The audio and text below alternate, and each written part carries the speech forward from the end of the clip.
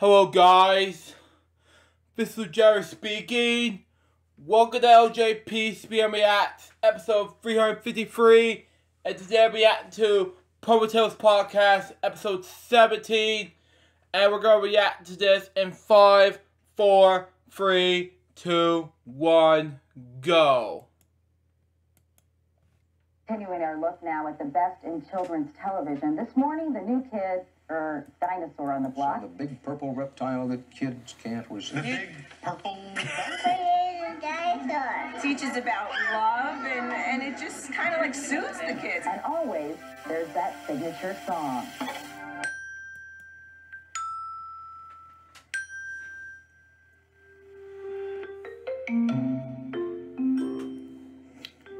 Here we go again. Purple Tales Podcast. I'm Nancy J. Carrie Barney Stinson, of course. Is this episode 17? It is, Nancy. How are you? I am fine, and I want to thank a personal thank you to all of the people who have found us, all of the people who like us, which means we want you to like us more. Hit that little like button. I now understand the importance of that. There you go. And because you like it, you want to share. So share this with your friends and make sure that everyone knows that Purple Tales Podcast is here. And go ahead and subscribe on YouTube as well. Oh, yeah? Exactly, because I was the huge fan since Mel Marks. Because Len, if you're watching this for you, I have watched this from a Barney fan, which is exciting. So there you go with that. Let's continue on. I subscribe. This is the only thing I subscribe to. I know. It was fun because the other day the new subscriber came up and said Bob West. Okay, wow. That's the best. Isn't that awesome? Was Bob West. We've had him on the show. We have. And we're going to talk about some of these comments that we're getting, not only from Bob's show, but Barry's show and some of these other things. But you've been very, very busy. I have been. I had the honor yesterday to speak for the Million Cups Frisco. This is an organization that is about small entrepreneurship, and they have 200 different locations across the country. Wow. A million cups. 1 million cups by the Kaufman Foundation. That I never seen to react to, but anyway, let's continue on.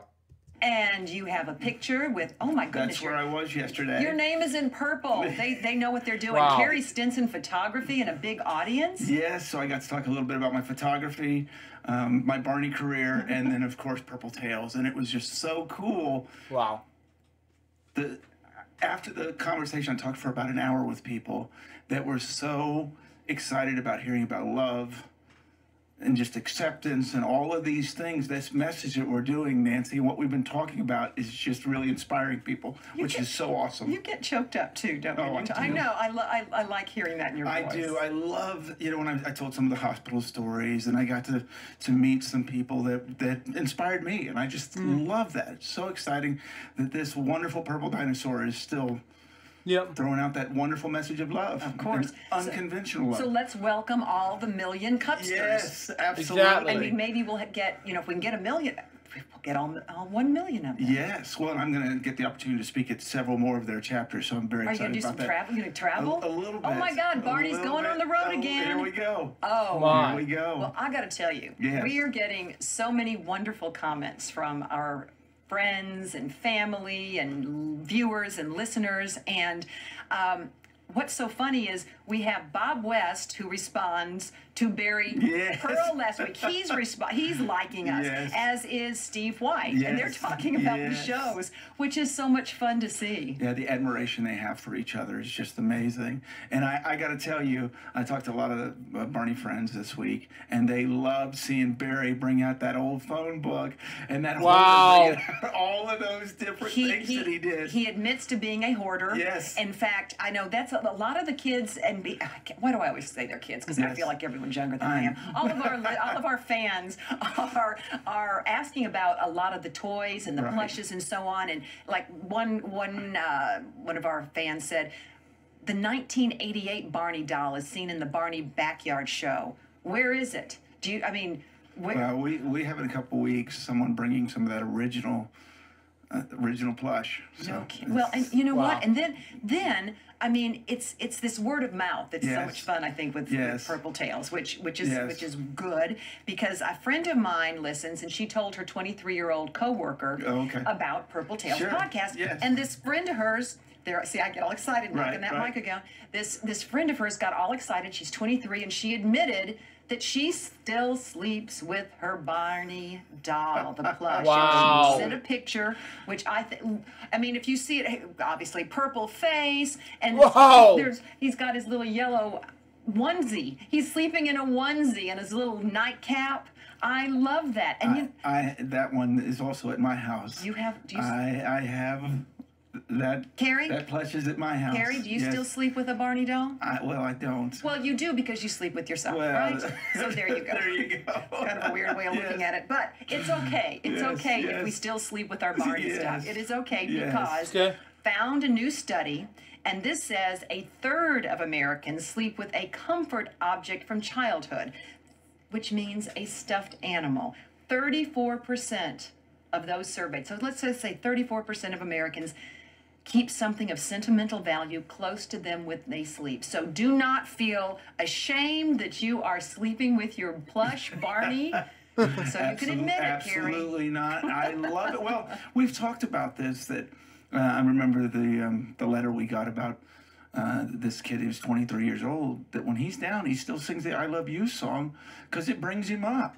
Yeah. You know, it's positive. Why does it matter that it was something from a kid? I think it's wonderful. See, that was another study that said how important it is to remember the music of our childhood or maybe high school, whatever made us feel good. Yes. So that's wonderful. Absolutely. And I'll tell you what made me really feel good was being in Hollywood. Well, us here and having Barry Pearl in Hollywood last week, and I'm thinking, where are we going to go this week, Carrie? How about New York?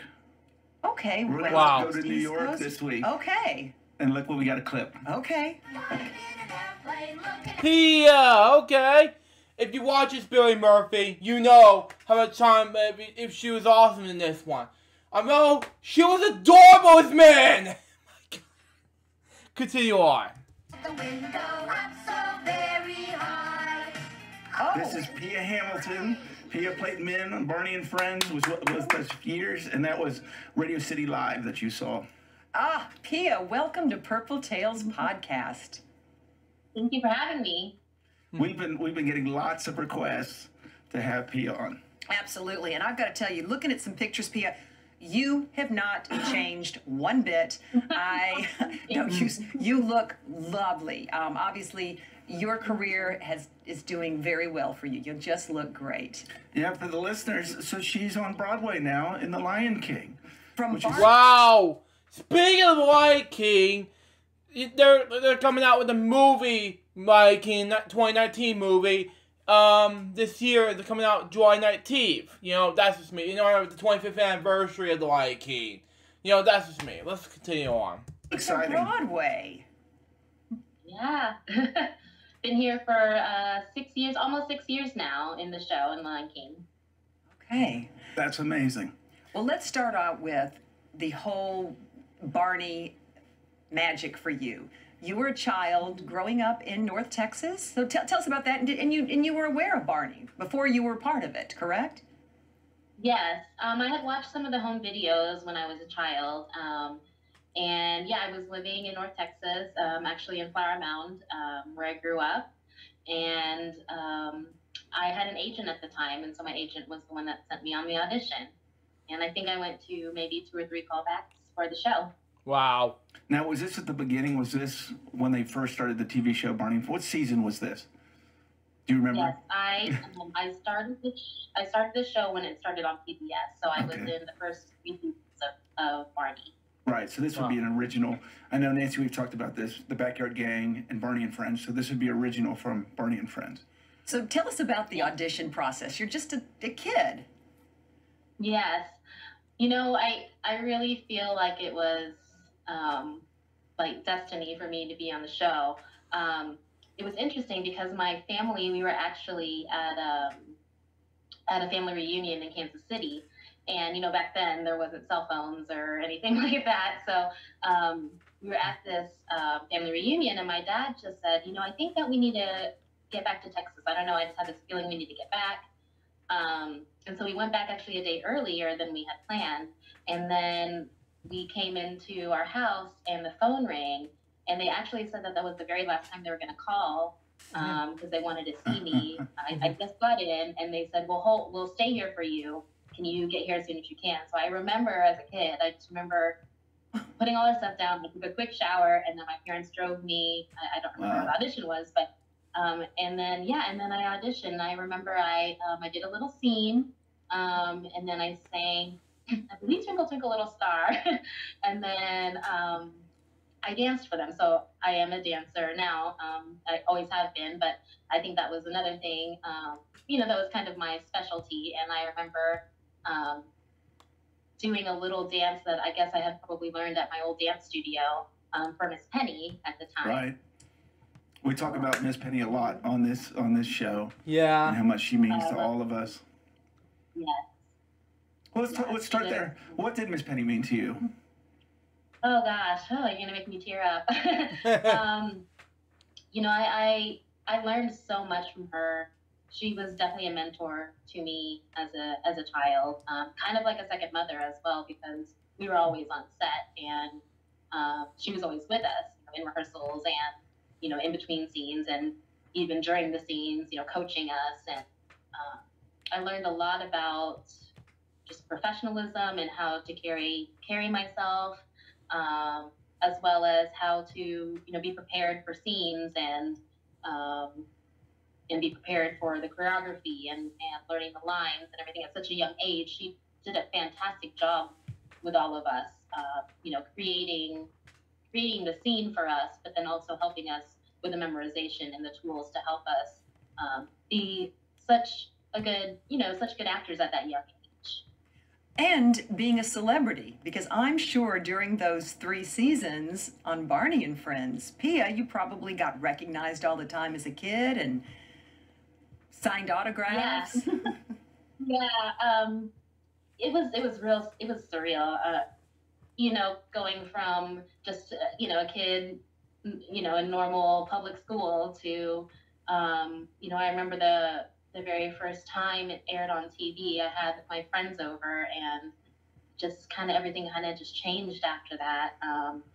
I would still try to, my parents did a fantastic job of keeping me like a sense of normalcy in my life. I still danced, I still would go to dance competitions and stuff, but I would remember at that young age, as Barney became more popular, I would start getting noticed more, at events and things, and it was different and cool, but a lot, I think, for a young child to have to take in as well.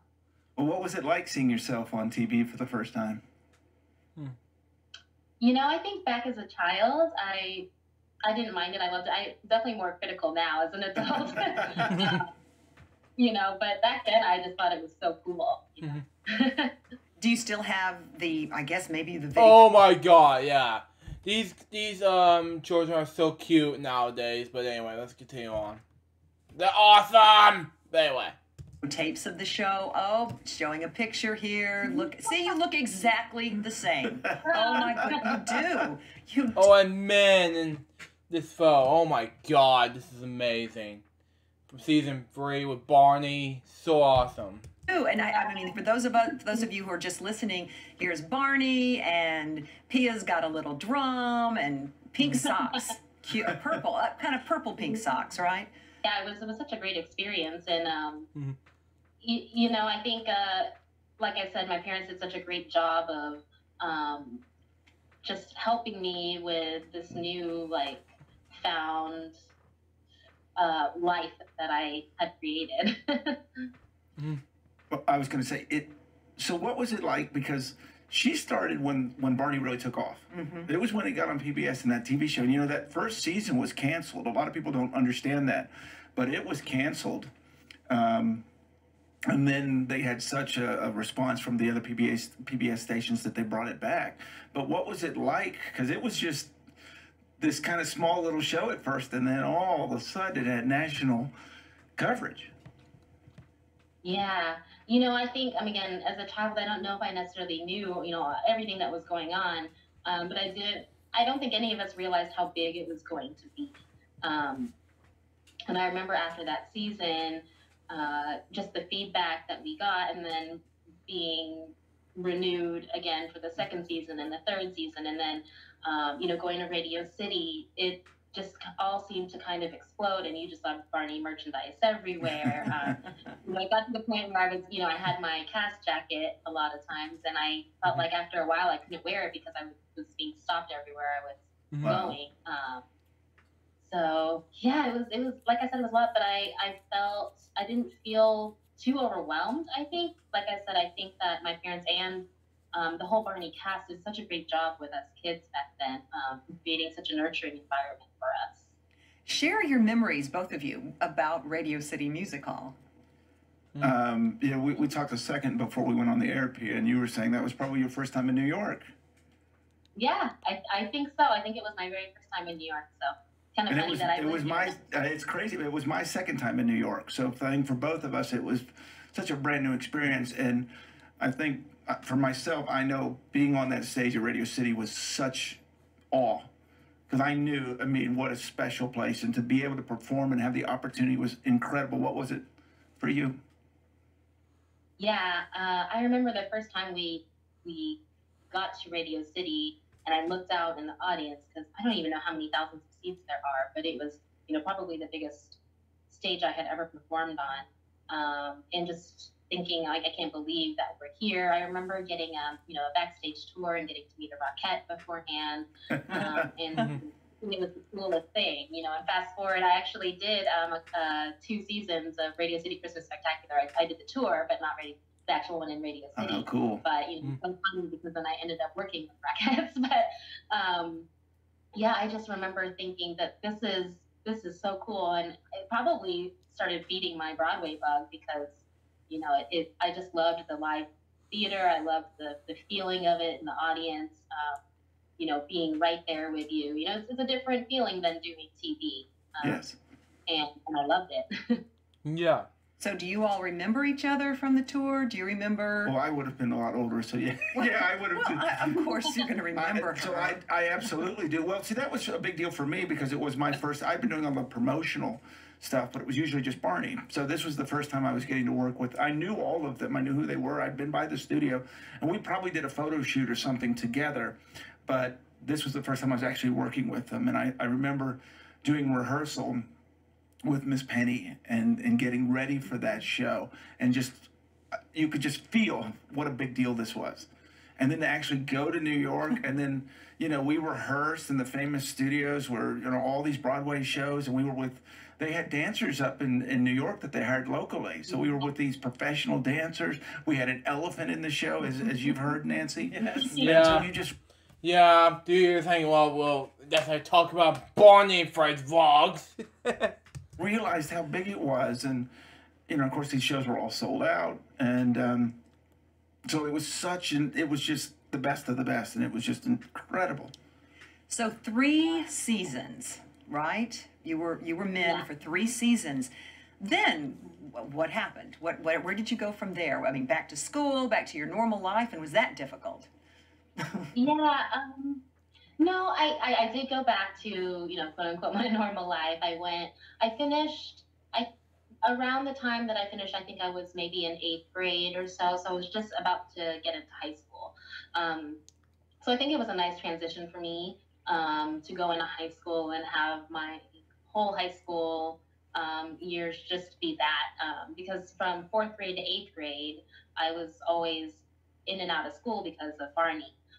So I guess it was kind of nice to be considered a normal kid for a while. And I still danced outside and still took piano lessons and voice lessons and things like that. But I didn't continue with my agent or anything at the time. And then, and then I graduated and I went to Pepperdine University in Malibu, Nice. California. Wow. I mean, if you're going to go anywhere, I mean, what a great, beautiful campus. My goodness gracious. I can't believe I went there. And I actually got my degree in sports medicine. Oh, wow. And still danced the whole time I was there. And then I moved to Chicago to dance with a few dance companies up there. And that's where I met my husband. And that's where I started my own dance studio in Chicago. So what year was that you started your dance studio, your dance company? I started my dance studio in 2008, so it's been 11 years now. Oh, wow. Really? Okay. Okay. I founded the company in 2007, but that was a year after that. But okay, continue. It's wonderful. Real quick, I wanted to ask you, talking about high school, did people still recognize you as men? Did people know that you had done Barney in high school, or was this escapism for you?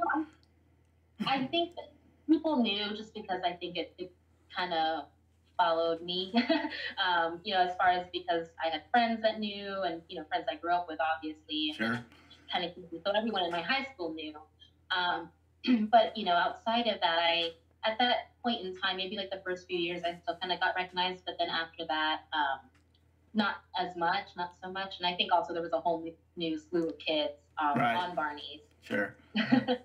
I was old news by then. Yeah. When did you decide that you wanted to make dance and performance your profession? I don't know. I know that ever since I was a little kid, I always wanted to perform. There was actually a cassette tape. It's going to date me, but a cassette tape of when I was very young, I think maybe 3 years old or something, saying that I wanted to be a movie star or some kind of star. And so I've just always had this want to be in the arts. And so I think dance is my first love because it's what I started doing at first. And the thing that I probably trained the most at. And yeah, so I just kind of kept going with it after Barney, and kind of took with it and ran with it, and here I am today. Yeah, we can't hear the hogs. Excuse me. Continue. What styles of dance are your specialties? Well, I can do everything, but Okay. my specialty, I'd probably say, is like contemporary jazz. Okay. Contemporary. You've done other things before The Lion King. Let's kind of build up to Broadway because you have had such amazing experiences. Oh, thank you.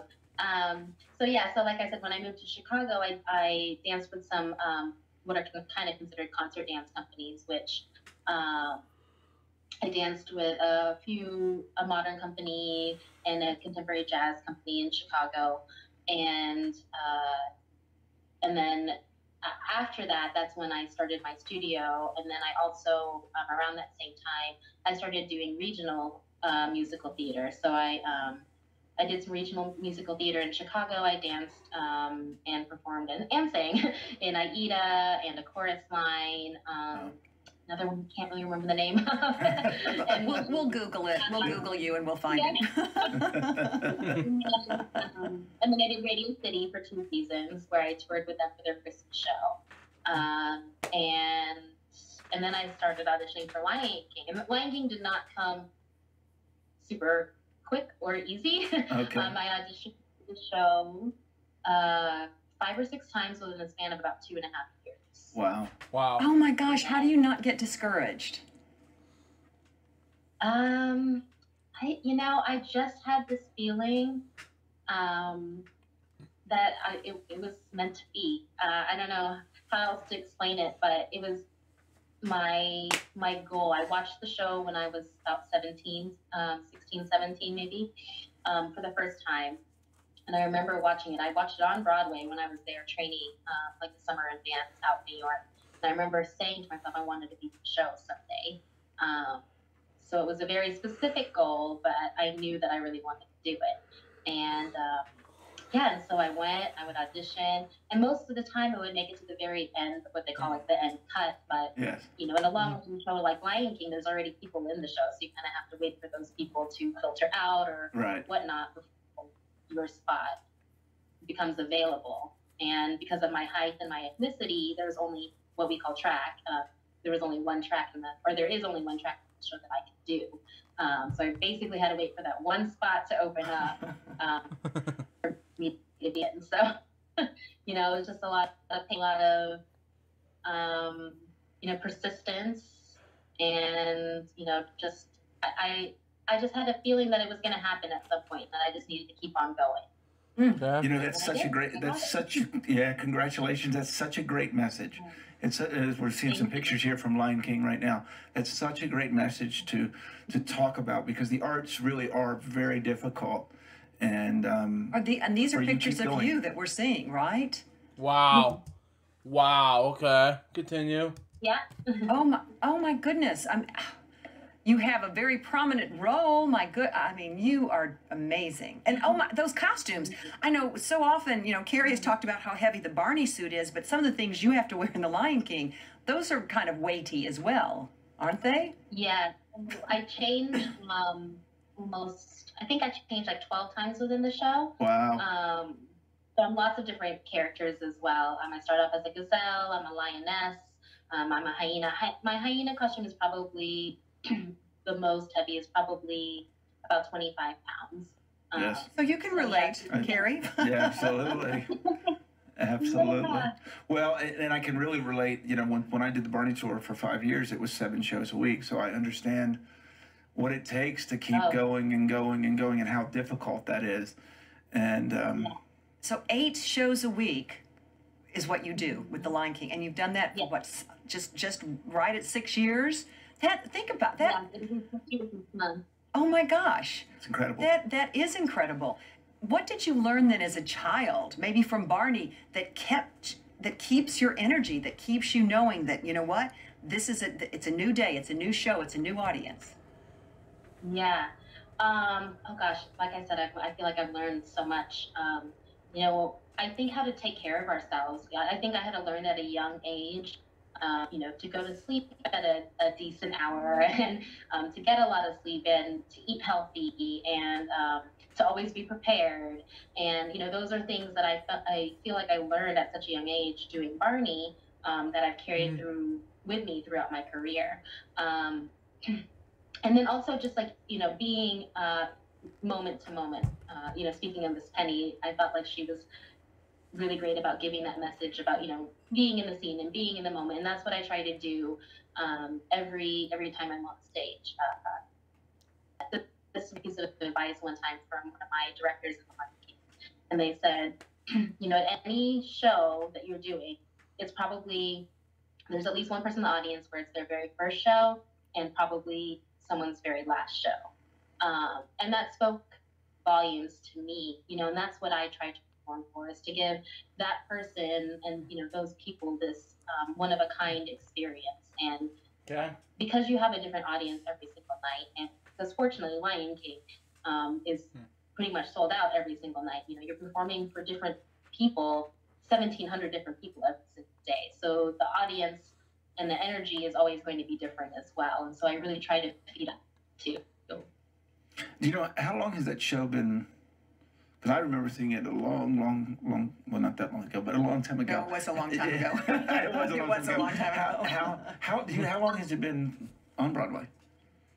21 years. That's wow. incredible. And that's incredible. And to think about that, 21 years later, still keeping it fresh and new for those people that have never seen it before. There's no other show like it. I mean, there are some wonderful things on Broadway, but The Lion King it's magical. It is. It really is. It is.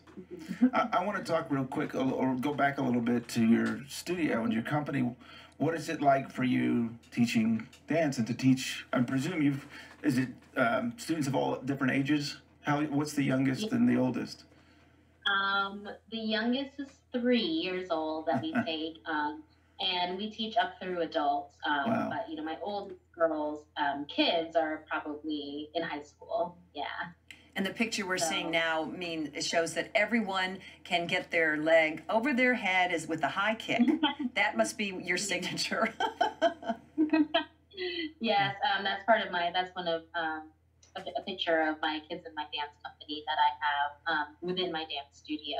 So, I opened up the studio with my husband because that's been another dream of mine that I've always wanted to pursue. Is just sharing the passion that I have for the arts and for dance, especially with children of all ages, because it was so important to me, and it still is so important to me. It's my whole life, that I just want to be able to share that passion with others, and that's always been something that's really in my heart to do, you know.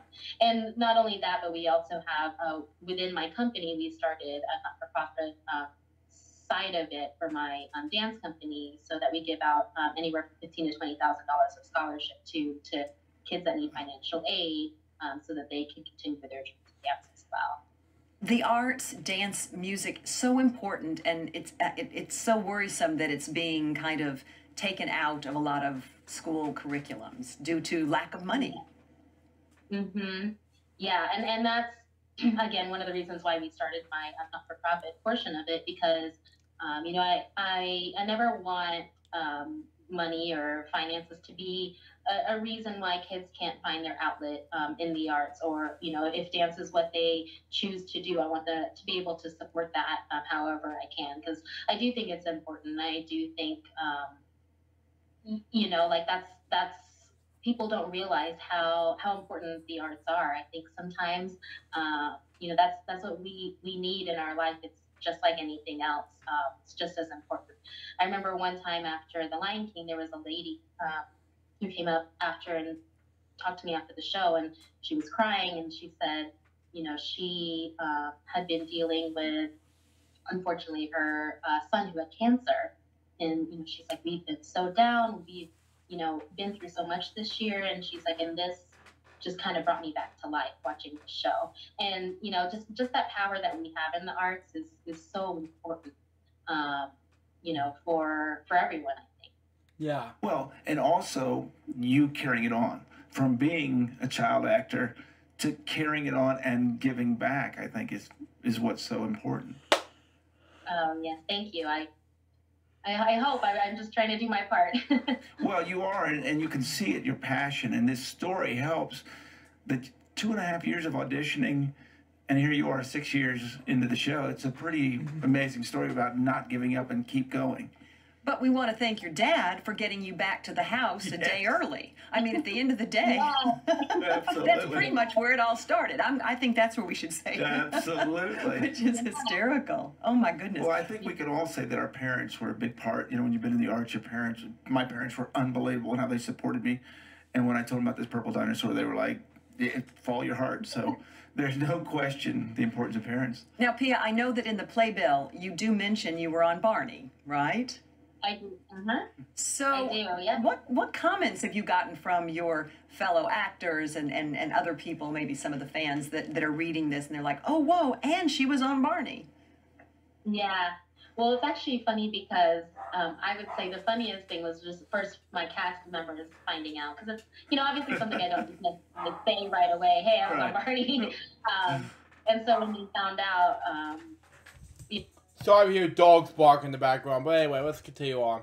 it was just so funny. It was all of them in the dressing rooms trying to Google me and trying to find me. Like, oh my gosh, I remember you. And oh yeah, you look just like you said. You look the same. And Awesome. and then, yeah, and then I do get people, you know, sometimes after the show coming up to me. There was an amazing moment one time when there was a young man with autism who came to the show, and he came up after. Yeah, I've been diagnosed with autism at the age of 18 months. But yeah, I respect that young man with autism. But anyway, yeah, I don't know who he was, but he was awesome at that. Yeah, good for you said about autism. It just feels my heart back that way, Pia. Continue. Afterwards, his mom and him came up to me after the show and said, I think without even him reading the playbill, he recognized me. And Wow. he, you know, kept saying, Barney, Barney. And she was like, what are you talking about? What are you talking about? and then, you know, he kept pointing at me. And then later on, I guess they had read in the program, you know, that I was on the show. And so I took a picture with him and everything after the show. But I found that amazing, because I don't think I would be able to, you know, Wow. see me on stage and make that connection, but he did. Mm-hmm. That's amazing. And you have changed your name from when you were on Barney because you got married, right? Yeah. Now, did your husband to be at the time, when he was your husband to be, Did he know about Barney? I mean, when you started dating him, did you keep that from him, or did he know who you were already? Yeah, well, it was actually quite funny. I feel like he found out maybe the first or second like date we had, because he is a fellow actor as well. And I think he was trying to impress me and was saying something about how he was getting his SAG card and everything. And I was like, oh, cool. And I nonchalantly just mentioned how I've had it since I was like 8 years old or something. And he was like, wow. And so that's how we kind of got started talking about it. But of course, he was, one of those cool kids at the time when he was, thinking he was too cool for Barney. Right. When it first came out. But he's like, I can't believe I'm dating someone from that show now. That's awesome. I love that. That's awesome. I understand that story too, because I've been Googled several times on that situation as well. So yeah. So do you ever? Is there any comparison to going out on a Broadway stage? And I'm pulling here, but going out on a Broadway stage. And then going out on the stage as a Barney kid when you were at Radio City Music Hall. Is there some similarity in maybe what happens to your heart, what happens to your emotions? Oh, yeah. I think that anytime you go on stage, I mean, it's similar in the aspect of you're always going to be a little bit nervous. You're always going to, at least for me, my process, I always think about things such as my lines or like a dance move or something before I go on stage, to kind of prep myself. And the feeling to me is always the same in the aspect of it's just like that adrenaline rush and that feeling of that energy. I always say there's nothing like it. There's nothing like being on stage. I feel like I actually wrote my college, entrance exam, or when you write about something, I think I actually wrote about being on stage, because there's just nothing like it. And I feel like it's very similar, and no matter what age you are, you still get those feelings of, and I remember being a kid, doing Barney and even doing dance competitions, that feeling of nervousness and excitement, that never goes away, and that's the same, throughout time. Well, yeah, and in that show, Nancy, in the Radio City, she had been on the show. I think you'd done 2 seasons before Radio City. Yeah, I believe. So they introduced, Barney yells out, "Men!" I mean, everyone knew who Men was. So that sold out every night. So I mean, I can imagine hitting that stage. It had to have been very cool because they all knew who you were. Yeah. No, I remember. We would come out one by one. I think behind that curtain. Yes. And they would say our names, and we'd go out there. I think one of the most magic moments was speaking of Twinkle Twinkle Little Star that I auditioned with, I believe I sang it in that show as well for like my solo song. And just having all those eyes on you and watching you in that specific moment, and to have that at 11 years old, 12 years old is just unreal. Yeah. That's a lovely memory. How about some good memories that you have from the TV show? Anything that kind of stands out? Oh, yeah.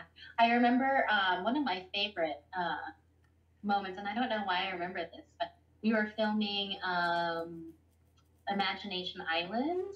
It was I think it was NBC special. We had Barry Pearl on last week. Tinkerpot was on Purple Tales last week. Yeah. Yeah. He was amazing. And I just remember one of the first scenes that we shot was this bedroom scene. It was me and Hope, or Tasha. And for some reason, it was like the way they were panning in and out of the bedroom scene. I just remember we had to do the take like 30 times or 40 times or something really ridiculous. Like it was like the most I had ever done. But I remember just laughing through it, and I don't know. I mean, I don't really remember much about what the actual scene was, but I just remember having so much fun, because they would just be like, again, and me, like, how many times are we going to do it? Let's see how many times we can do it. Yeah, but I have such fond memories of it. And what's funny is the things that I remember the most are the times where we were, waiting for scenes to go on, and just the friendships and the games and stuff that we would play in between scenes. Like that, those are things I actually remember the most. Mm-hmm. What was most difficult for you on Barney? Was it remembering lines? Was it dance moves? What was the challenge, or was it all come easy to you? I'm trying to think. I wouldn't say it was all easy, but I think as a dancer, and I was a dancer back then, even the dance moves and stuff, it wasn't really hard for me. And I think that memorizing lines and stuff also came pretty easily to me. I think really all I can remember that was challenging sometimes was the schedule.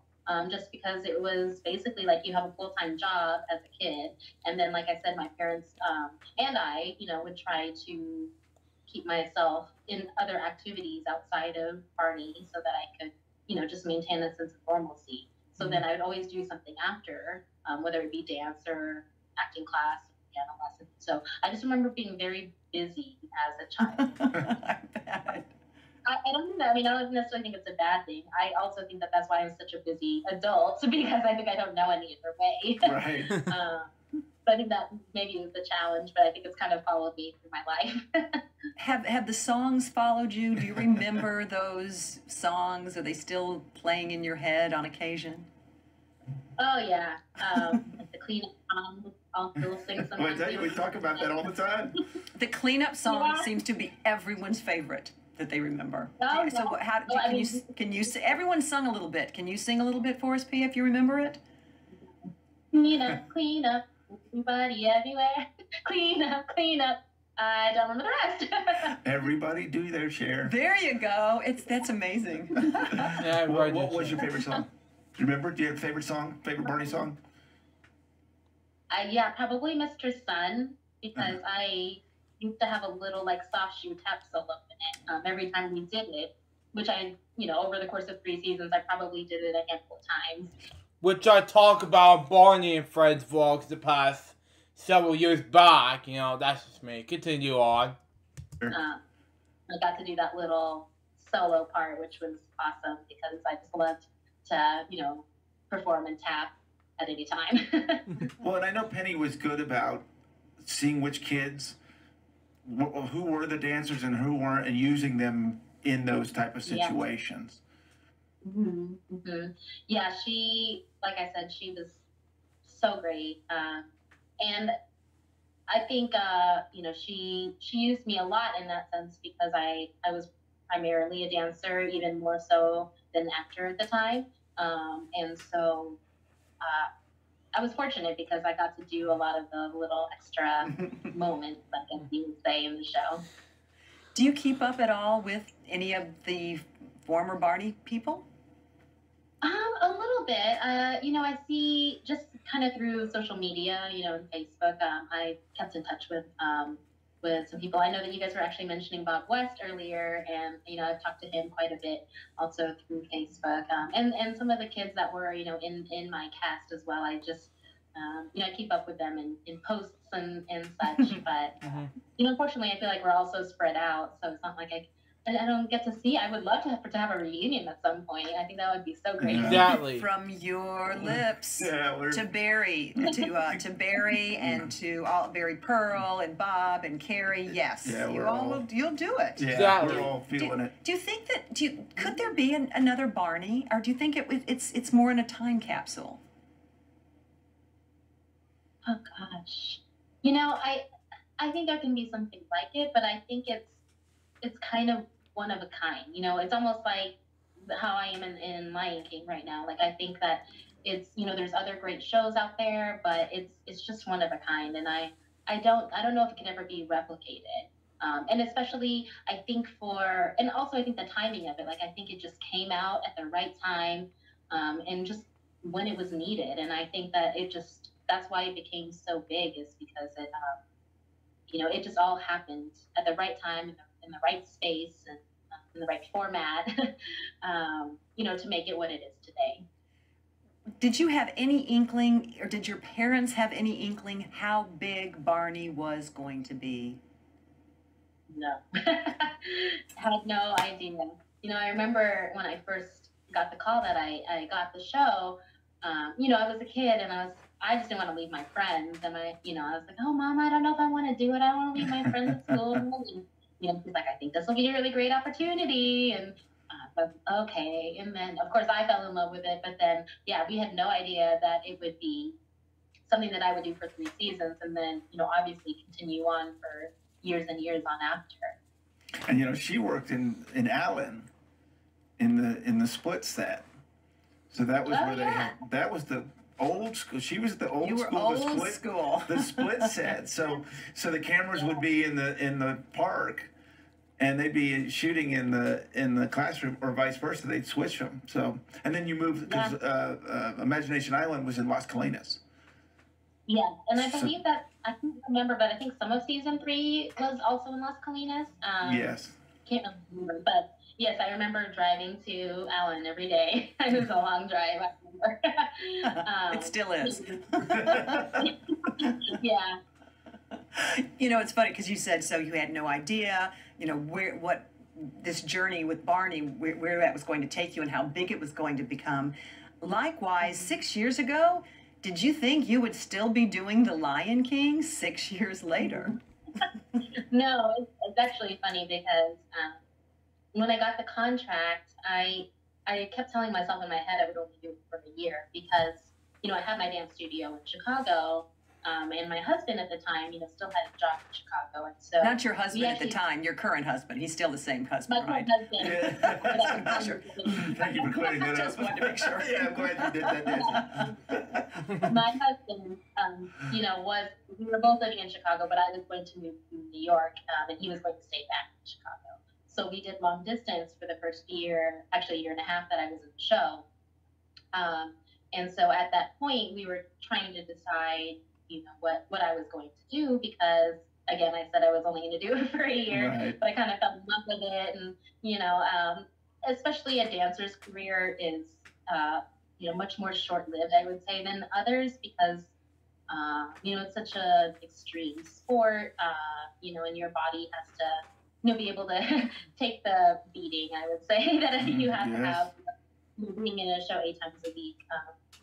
And so I was like, you know, I kind of just want to keep doing it until I can't. And so we decided that, you know, he would apply to jobs, you know, in New York. And at the time he was looking for a different job. So he was thinking maybe, you know, I'll apply in Chicago and I'll apply in New York and whatever I get. And that's what kind of will decide, you know, where to go. I said, great.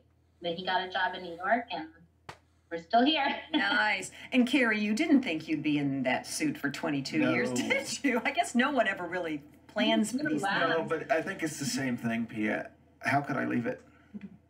I mean, how could I, you know, every year it came up, and how could I leave, you know, seeing those kids and the effect it had and the live audience, how could I leave it? And I had opportunities to leave as well in different places I could have gone, but I couldn't leave it. And as you know, I don't know you know this, Pia, but I actually got back in the suit a month ago and did a performance all these years later. And I couldn't tell him no. There was no way. I had to go do it again. So I understand that passion. And it still fit? It still everything. fit. It still fit. I still could move. Oh my goodness. It just never ends. It never ends. So is there really Barney magic? We've talked a lot about this. I mean, do you believe in Barney magic? And what does that mean to you? Oh, yeah. You know, to me, I think Barney magic is, it's hard to even put it into words. It really is, it's magic. The way that Barney speaks to children, like I said, I feel like it's nothing like anything else that's out there. And that's why I think it became such a big hit. You know, the way that he expresses and, you know, shows, you know, I mean, the whole I love you, you love me song. I mean, it's just that to me, that, you know, everyone is loved, everyone is accepted. You know, there's a place for everyone. There's a place for your imagination. You know, I think that message isn't out there enough. And, Barney does such a great way of explaining that, and then also just educating children on everyday things as well, but in a way that's so, like I said, nurturing, loving, and like I really don't think there's anything like it. And I'm smiling from ear to ear. No, I know, and I know it's thanks to Carrie though too for bringing you, Pia, and all of the Barney people, and gathering up the fans and telling these stories, the behind the scenes. But it's even more than behind the scenes. It's behind the heart. It really is. I mean, Pia, you're inspiring me sitting here. I've got a big smile on my face. I'm so proud, and I can't wait to see what you're gonna do next, because I can only imagine. Thank you. Well, I can't wait to come to New York and see you on Broadway, from Barney to Broadway. You are an amazing young woman. And I think maybe let's thank Barney for that. Well, and Why not? we would love to have you back on. Oh, anytime. Thank you. Thank you so much for asking me. I think that this is such a good thing that you guys are doing, and I'm honored to be on this show, and I can't wait to watch all of the ones that you've done before, and the ones that you do in the future. And the way you can do that, Pia, that's Purple Tales Podcast. We're on YouTube. We're on all of the different That's right. platforms. Like, share, and subscribe. Like, share, and subscribe. That's our new rule. Anyway, thank you. We And like you. congratulations. Yes, congratulations, Pia. Appreciate it. Haven't changed a bit. Absolutely not one iota.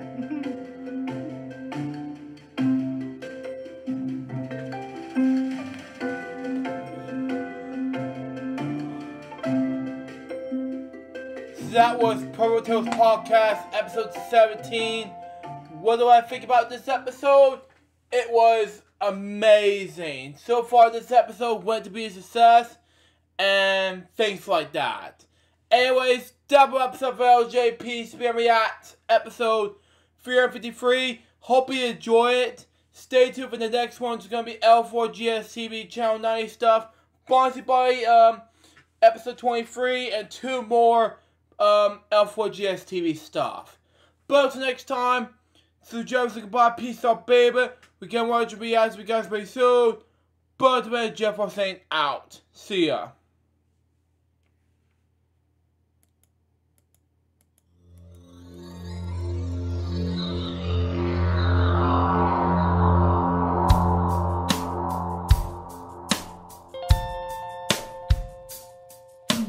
Given unto me this life I'll never take for granted, and given all the time I failed to really understand it, I never sought to meet the maker of reality, the one who gave the life that which is always happening. But I tried